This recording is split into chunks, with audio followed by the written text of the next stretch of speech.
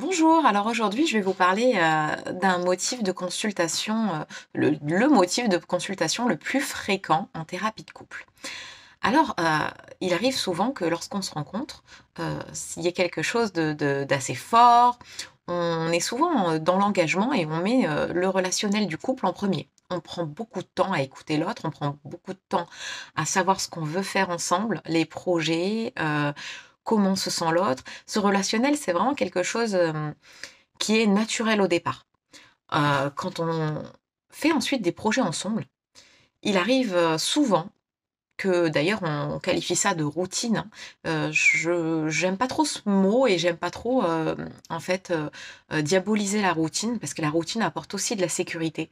Je pense plus dans ce cas que c'est un manque de relationnel. C'est-à-dire qu'en fait, ce qu'on met au départ, ce relationnel qui fait qu'on a envie de faire des projets ensemble, c'est un peu, si vous voulez, les fondations de notre maison et ensuite on construit le reste par-dessus. Il arrive souvent que ces fondations, on oublie d'y prêter attention parce que c'est un peu comme si on avait coché une case. Voilà, couple, hop, fait. Le couple, c'est quelque chose qui se prévoit, qui s'entretient et ça, c'est vraiment important, on le dit pas assez. Un petit peu comme le désir d'ailleurs, c'est quelque chose, qu'il faut travailler, c'est quelque chose qu'il faut questionner, auquel il faut accorder du temps.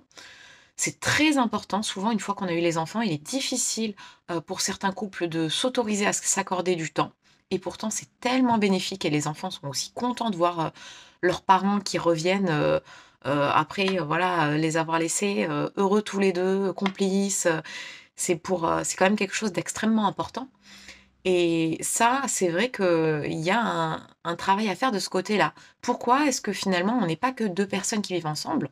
On est, je dis souvent, hein, le couple c'est 1 + 1 = 3. Il y a toi, moi et ce qu'on fait tous les 2. Et ça, ce qu'on fait tous les 2, c'est le couple. Comment on l'alimente? Qu'est-ce qu'on fait ensemble?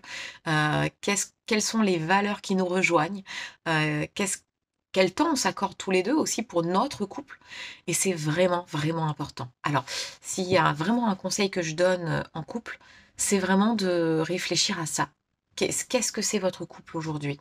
Il peut y avoir des périodes où bien entendu, on a moins de temps, mais vraiment c'est de l'avoir déjà en tête et de savoir qu'il faut, voilà, faut pas garder trop longtemps un éloignement. Il faut travailler pour redonner de vie à ce couple. Ce couple aussi, c'est cyclique, c'est-à-dire que, ça marche par exemple, souvent, il y a des périodes de 3, 5 ans, 7 ans, hein. D'ailleurs, on connaît bien le fameux cap des 7 ans et il faut renouveler ce couple. C'est-à-dire, quelles sont les envies, quelles sont les choses parce que souvent, je vois des couples qui restent en fait dans quelque chose qui ne leur convient pas. Un petit peu comme s'il y avait eu un contrat de base, mais qui avait jamais évolué et parce que, à la base, on s'était dit ça, ben, on reste là-dedans, mais ça nous convient plus. Donc ça, c'est vraiment important d'avoir cette notion de, renouvellement et aussi, on fait, pas mal à ce contrat, on fait pas mal de changements, d'ajustements parce que, bah, oui, on évolue nous aussi. Voilà. Bah, écoutez, je vous souhaite une excellente journée à tous. Au revoir.